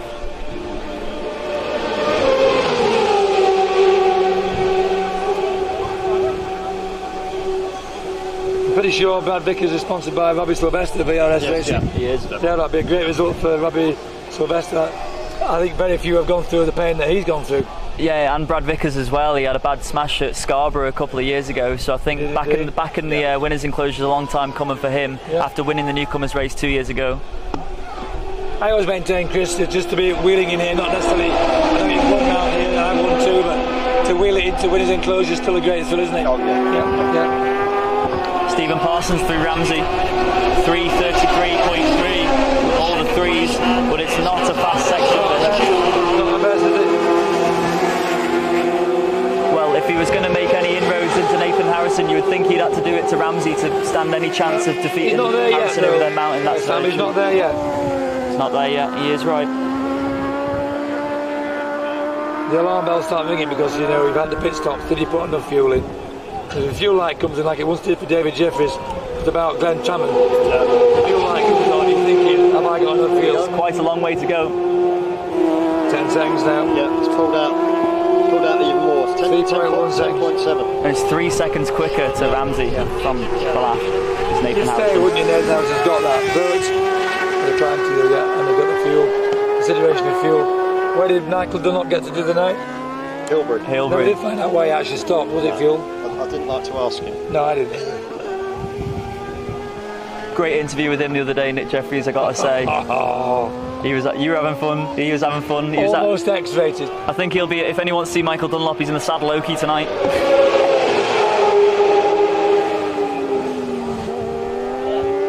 We've still only got 4 riders to Ramsey. That's Nathan Harrison, Stephen Parsons, Daniel Ingham and Stephen Proctor. We're waiting Brad Vickers, we're waiting Darrell Tweed. Should be any moment now. Brad Vickers has just set the best time to Bala for his race. So keeping that form up and closing the gap. Well, I don't think it's enough. If Brad Vickers had a quick start, he would be right in contention here. He's built his way up throughout the race, and he's putting in faster sections of the race so far. But he's down in 3rd place, and he's quite a way behind Stephen Parsons in 2nd. There he is, Brad Vickers. Another personal best, 3:31. That's slower than Nathan Harrison, but 2 seconds quicker than Parsons. He's put it down to 20 seconds from 22 seconds, so it's not enough, you'd say. There are possibilities of going straight on at Cregnan Bar and Mess of Governor's Bridge. 30 seconds. Anything can happen, to be honest, but as it's looking a little bit more comfortable for Nathan Harrison now, would you agree, Chris? Definitely.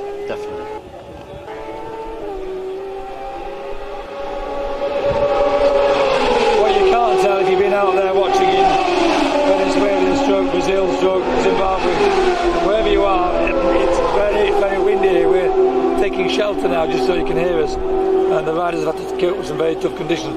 We're not expecting a lap record this last lap. You don't know. It's with a lap to do it. I do believe that my brother might even be listening in Madrid, in Spain, where he lives. He's probably trying to deny any knowledge of Chris McGowan. So he's one of the 3 listening to us, so thanks to him. I think I've got a daughter called Charlotte Kinder, she'll be listening as well. You think? Yeah. You think that's her Big name? up for Ballancourt in Edinburgh, of course. She'll be going now. Dad!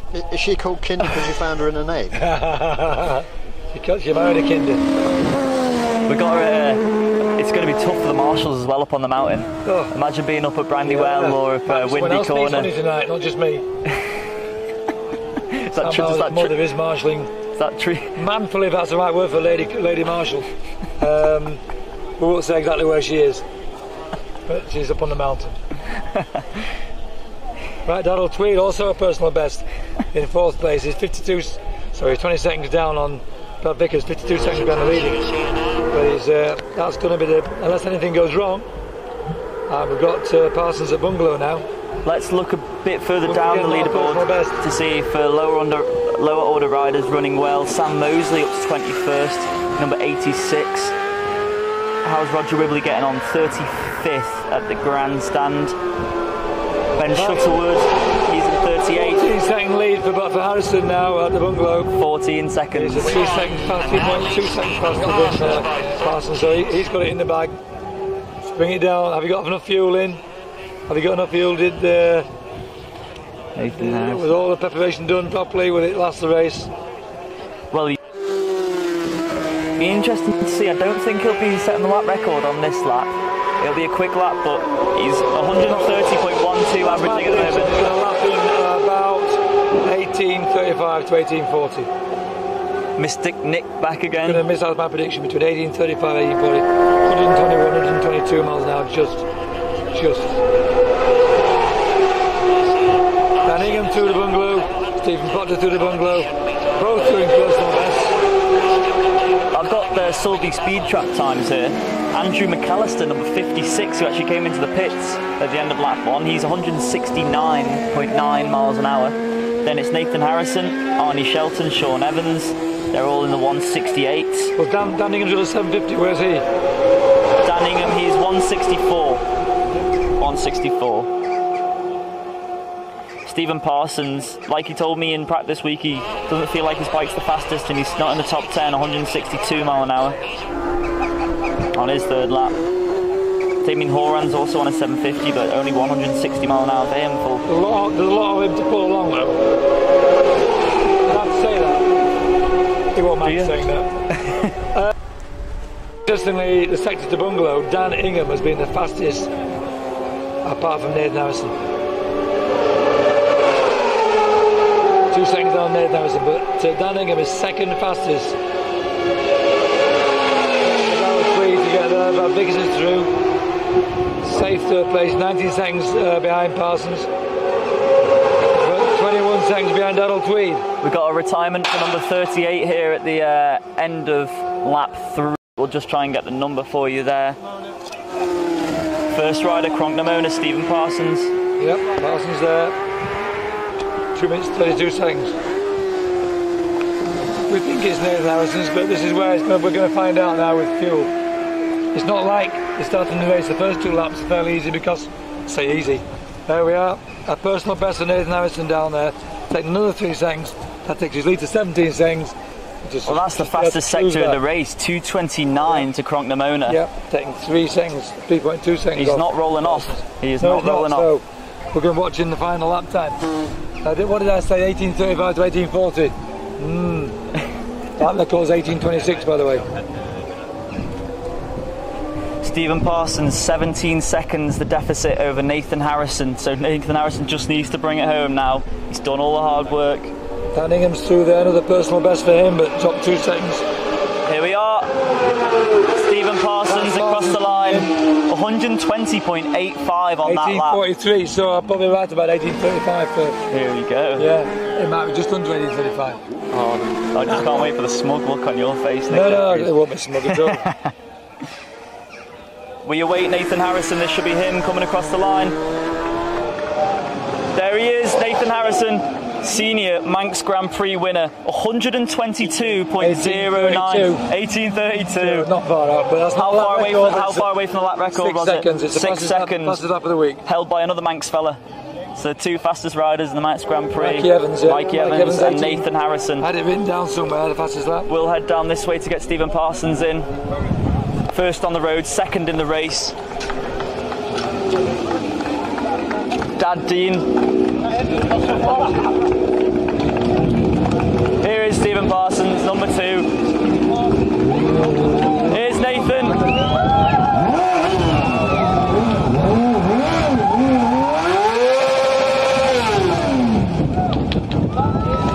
Absolutely brilliant to see. Pure emotion.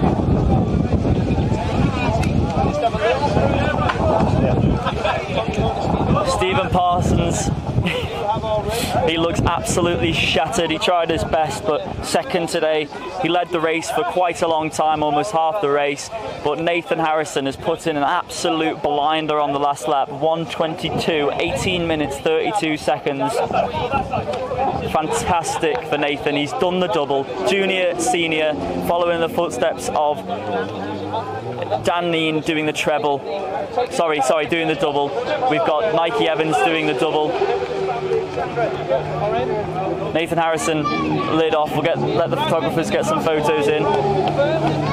Brad Vickers in third place now. He'll be saying it's a long time coming after. A tough couple of years after a big smash at Scarborough. But he's in third place. Last lap 121.19. Daniel Ingham on the last lap 120.47. Tommy Club. So we've got 1, 2, Stephen Proctor. He's already in the Tommy Club from last year. Oh, Darrell Tweed just misses out 119.91. So Nathan Harrison, Stephen Parsons, Daniel Ingham and Brad Vickers all joined the Tommy Club this year. Can't be that Tommy Club's just about full now. Let's have a word with Trev if we can. Trev, every time I talk to you in here, I'm saying, you're getting there. You led the race for quite a lot of that, but it's second today. It's alright, I'm happy with that. I felt good, I pushed on. That's about as hard as I want to go, is that? Well, really? But now, it was good. On the last lap, 120.85. Yeah. You've got yourself in the Tommy Club, that's something to take home. I know, that's what I came here for, so as long as I get in Tommy Club, that's me happy. That is, as good as I'm going to get, I think. Just talk us through the race, and how did the People's Bike perform? Spot on. People's Bike, yeah, helps us out massively with that, and it's as good as we can. We can't afford to make much stuff, but yeah, it went mint. Let's say I didn't have that many big boys.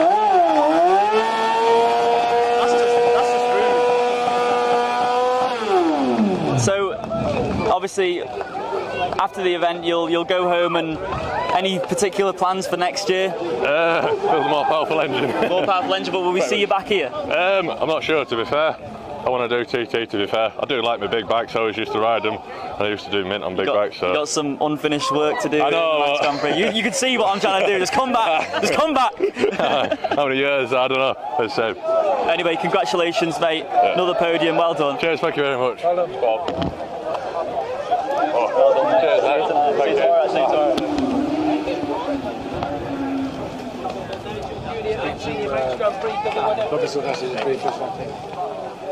We'll try and jump in with Nathan Harrison before he gets accosted by the more professional media outlets. Getting the Ribena on board. Let Dave Neen, get the photos. Nathan, you've done the double, the junior, the senior. It's an emotional win for you. Yeah. James Hind, early retirement, but like I said to you on junior, you got to be in it to win it, and Tommy Club, double, you can't get much better than that. You can't. Seems to be weird having a bit of luck on my side for a change, to be honest. I seen James, unfortunate for him, like you say, he was rolling down at Balaf, and but yeah, like you say, you got to be in it to win it, and kept it going, did a good lap time at the end, and can't complain. How was the ride for you? Talk us through the lap conditions. It was windy. It was windy all over, but it was good. Struggled to get into my groove for the first couple of laps, and then third and fourth lap I got out of the pit stop, and I felt like a new person coming out of it. I thought, here we go, we'll finish this off. Yeah. Come out, got the pit board, and like you say, said +6. I was like, oh, we might as well just carry on going for a fast lap now, and got her over the line. Yeah, so it was good. Well, after the disappointment in the junior with an awful pit stop, to say the least, that was the best pit stop out there from the boys. They've done a cracking job. Yeah, both times. Can't fault them enough. Can't thank them enough, sorry. Like you say, they're the ones that keep me in it, and not one mistake either times, and never have any doubt in them, never. Well, you've been quietly going about your business, quietly confident. You've been through hell and back. This is probably the biggest moment of your life. Yeah, it is. What I've been building up to be honest, and like you say, can't wait now for the next year. It's a good stepping stone, and like you say, hopefully it'll get me going, but it wouldn't be possible without all the people around me. Did you have any scary moments, or was the bike on rails? It was on rails. I had one moment out of the whole race that time, and it was just on the last lap there going into Brandywell. The wind blew me over, and I just clipped my shoulder on the one of the bollards. But on the inside? Yeah, on the inside where it comes round. Yeah. Just clip that on the inside of my shoulder. Pretty fast, well, pretty sore at that speed because how fast I was going, but the adrenaline got me through it. I knew I was first, so I was like, we'll get through, but it's alright now, I think. Well, 4 laps on this impressive 600. Yeah. Now you're going to have 2 laps on the chair tonight, tomorrow. Looking forward to that. Yeah, that's probably the only thing I'll be crashing this week anyway.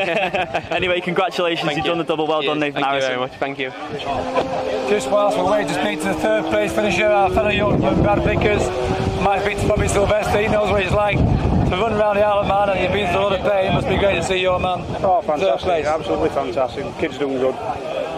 Proper tight Yorkshire lad, right? We had a bit of a bet before we come, and I said to him, it was a weight bet, who could lose most weight. I lost 2.5 stone, he only lost a stone and a bit. He's taking a bit of weight off the back tyre, mind you. Yeah, we says to him, right, it's for a bottle of champagne. So I won the bottle of champagne, but I told him he couldn't buy it, he had to go and win me one. He's done it today. Pretty tight Yorkshire lad, isn't he? Robbie, I'm still for you, and to see a smile on your face after what you've been through, fantastic. Obviously, that's a really well prepared bike. Thank you. Yeah, well, you know how to put a bike together for around here. We're going to have a chat with the great man himself. Thank you very much. So, what do you think is his plans for the future now? Well, next year we're going to. I've had him out in 1,000 this year, getting him used to riding 1,000 and all that. So we're going to continue with 1,000 for the rest of this year. Step him up onto a BMW, get him going a bit quicker. Later in the month. We'll be doing Scarborough. No, we'll be doing classics and that Scarborough, probably Stars of Darley, stuff like that. I've been trying to get him out at Macau, but the boys out there are... you're not going to send him to Macau? Well, not yet. Innocent young man from Tadcaster. Yeah, that's it, mate, yeah. I'll be at the end of his innocence. You know the score on that. Right, we're chatting to a great man now. Here we have third place finisher, Brad Vickers, all the way from sunny Tadcaster. You've got a fellow Yorkshireman to interview you there. How's that feel then? Yeah, mega really good. That's nice to see. What was the conditions like out there, Brad? Really good, apart from the wind on the mountains. Turning right at Windy Corner was made a straight on job, was it? Yeah, you had to literally hang off the side of the bike to keep it going around the corner, like, so. Yeah, I've just been speaking to Robbie Sylvester, he couldn't be more pleased. You've got great plans for you to get out on a 1000cc bike, but that's all you need for around here, I think. Yeah, he's a happy lad, he's Robbie, like, and he's put a cracking back to for me, yeah. Tommy Club today, was it that right? We got that Tommy Club? Let's check that for you before I. Yeah, 121.19. Come on, tell us that. Just who do you want to talk about? Who's supported you to get you here? My dad, Robbie, all the team. Yeah. Everybody that supported me, I don't need to mention names. That was a real gathering, family VRS team gathering there for that photograph. Yeah, there's a few people missing out, but we're all here. So, it means a lot to be in this very special moment in your life, to be in here in a winner's enclosure. Winner's enclosure. Yeah, I mean, not many folk do that. Hopefully next year it'll come back to me. Oh, that's the next question. Sounds like next year we've got Brad Vickers here. Right up there. Providing I get the same deal as the boys that came this year. A year wiser, a bit faster. You were nearly there, but you gave us all a great race, Brad. Well done. Yeah, congratulations. Well Thank done. you. Brad Vickers 121.19 on that last lap. Let's have a picture, Brad. We'll move out the way for the photographers.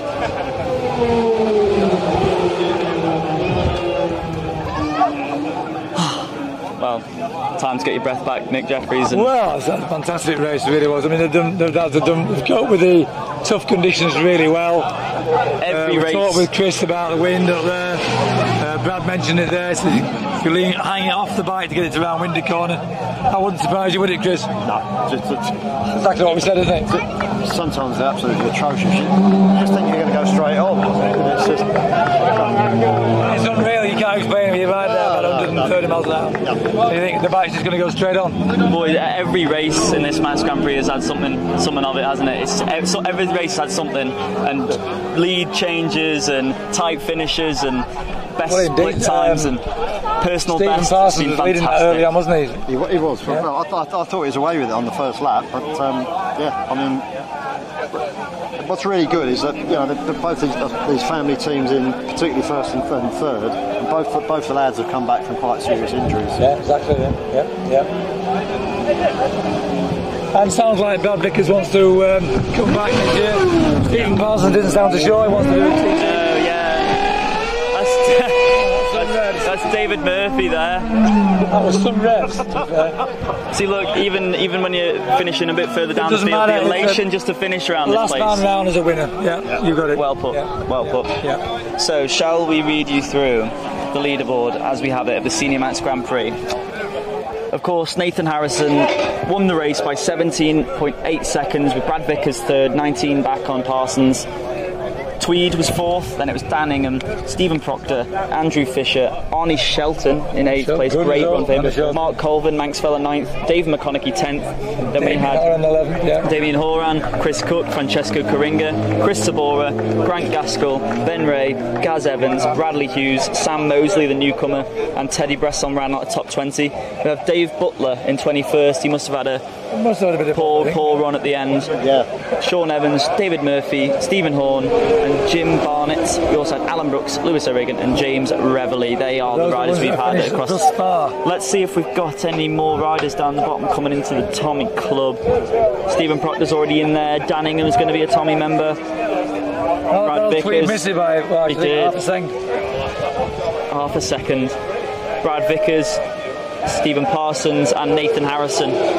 So we'll have 4 new members of the Tommy Club, including James Hind, who didn't finish the junior and didn't finish the senior, but wrapped up 2 race wins in the lightweights. And lap records to boot. And an outstanding prospect. That'll be interesting to know what he wants to do for next year, won't it, James Hind? Does he want to come back now for junior and senior wins? I think we're looking at 3 potential future TT winners here. They've all returned to the Manx Grand Prix. It's not their first year here. I think if you went and asked them now, can they beat Peter Hickman and Dean Harrison round here, they might say, we'll have a beer first on that one. In a few years. In a few years. You know, you look at it though, James Hines 19, Peter Hickman's probably about 33, is he? I mean, these lads are all in their early 20s. 10 years to James Hines, 29, Hickman 43. Sounds like a 145 mile an hour lap to me. Well, time moves on and things change. Fantastic scenes here in the winners' enclosure, really is. Well, it hasn't quite surpassed the French reception the other night, that was ridiculous, but come on, there's some very happy families and team members out there. Particularly pleased with Robbie Sylvester because he's been terribly injured here at TT and taken years to recover. You do realise we're going to have to sing the Manx national anthem? Well, I'm just trying to remember the third verse. I've got the iPad here, we'll get the lyrics up. I've got Gem of God's Earth. You're not going to tell me when it was first written, like I can tell you the Mosley was written in 1792, as I said earlier. Thank you, Wikipedia.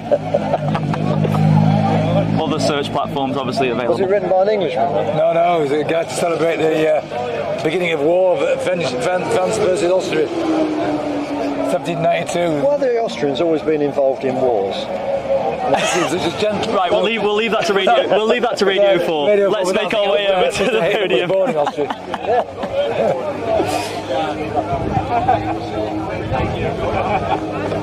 Didn't think we were going to get that live on Manx Grand Prix TV, did you? Nathan Harrison did that all without putting his knee down. Have you seen his riding style? Doesn't stick his knees out, just tips into the corner. Good enough for Stanley Woods, good enough for Nathan Harrison. There you go. I think he was compromised after his big smash up at Derby a few years back, and after that he hasn't been able to move his legs as easier. He's not walking easily, is he? Well, those seats aren't exactly the most comfortable, are they?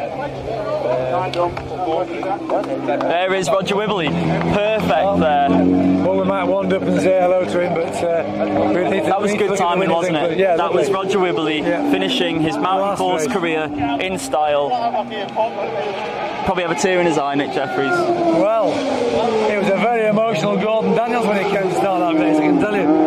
Our guest of honour, a winner 50 years ago, he said to me, you probably didn't hear him, so how's that feel to be starting the races? I'd rather be riding the bike. Lovely, isn't it? Lovely.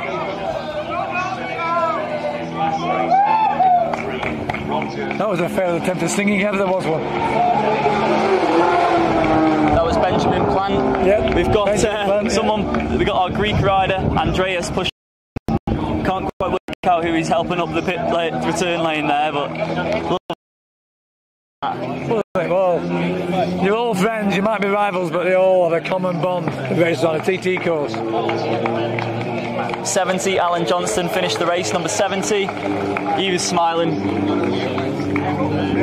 The sun's come out, the wind's dropped, would you believe? It's always the way. See that, Chris? The sun's out, it's the best it's been all day. Number 76, senior, safely through. And I think I see Ben Shuttlewood and his Triumph coming up the return lane as well. Just hope. There have been very few retirements, so I'm fairly hopeful. Here's Ben Shuttlewood coming up the return. He sounds happy. He's getting applause from everyone. This is why I love this sport, Nick. That's why I love this sport. Applauding everyone as they come up. Doesn't matter who it is, doesn't matter where they're from. I said before, they're all winners. Yeah. Here's the fanfare. Former lap record over there, Andy Jackson. And they've actually managed to go around only about 3 seconds faster than he went round in about 2002. About 17 years ago since Andy Jackson did 18:35. That record stood for a long time. It did. So they're the 3 victorious riders on the rostrum there. Andy Saylor just across the line there. That's Gordon Daniels' daughter making the presentation. Right. Third place for Brad Vickers. How do you know that? How do you know that, Chris Miguel? Probably because she's an attractive woman, I don't know. Six in the mind. Nothing wrong with your eyesight then. That was Daniel Fernandez, our Colombian friend, across the line safely. Stephen Parsons picks up second place. He's had a few podiums in his time at the Manx Grand Prix. It's a deja vu, isn't it? It is. Yep. He just stood next to Nathan Harrison, not my man.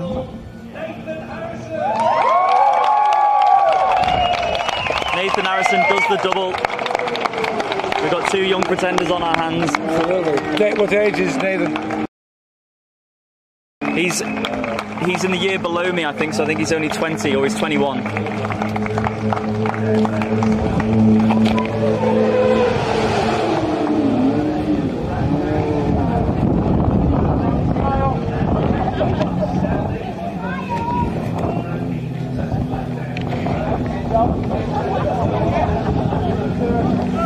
You're right, he's 21, I hadn't realised that. Got the Manx national anthem here. Hi you boys, sing away.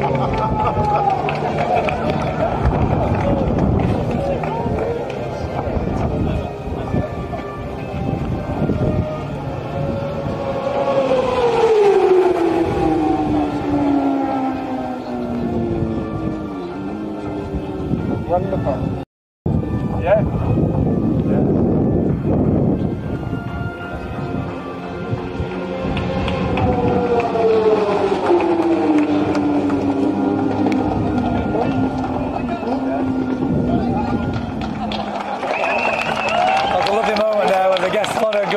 Standing next to me. I gather that's Gordon's daughter, whose name is Penny. Penny is presenting the prizes there.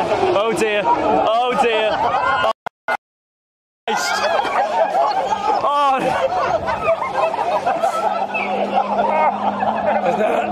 An outrageous attack of champagne never seen before. Rory, our tech guy, I'm so sorry, but your kit's worth a little bit more now. Ben's getting some great shots in here. He's holding on to a whole lot of history there, Nick Jeffries. Oh, well, I've held it, and it's an amazing moment in your life to have that. And Group 4 security Lloyd Mister not far away, looking after that trophy. He's not going out of his sight.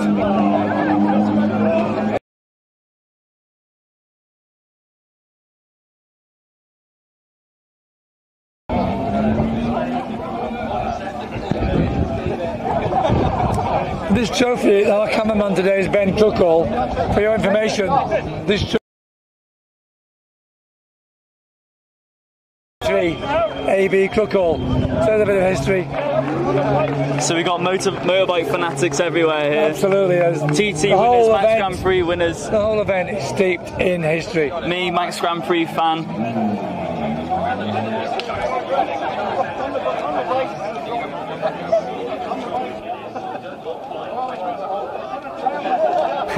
Dean Harrison, as Dad said, I've always wanted to hold this.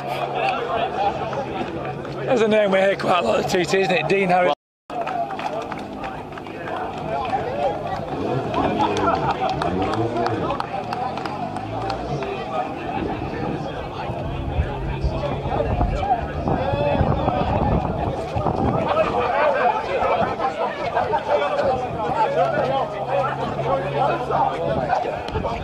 Oh my.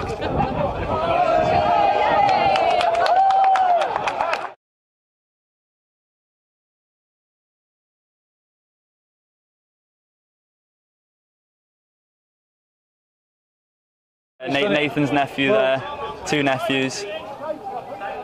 There's no trophy like that in motorcycle sport.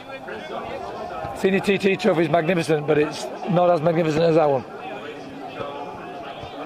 Quite a statement there from Nick, but I agree with you. I agree with you.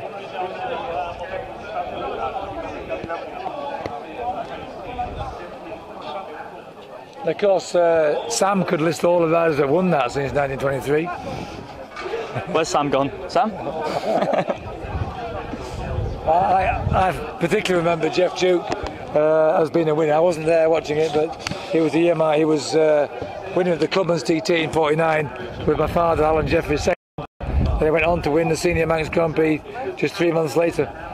Well, Nathan's joining names such as Malachi Mitchell-Thomas, Michael Evans, John Simpson, Phil Reed, Adam Barkley, Jeff Duke, Matt Stevenson, Andrew Brady, Seamus Green, Derek Brian, Cy Selwyn Griffiths, James Guthrie Jr., Gordon Daniels, our guest of honour. I'm going to add Eddie Crooks to that, 59 winner.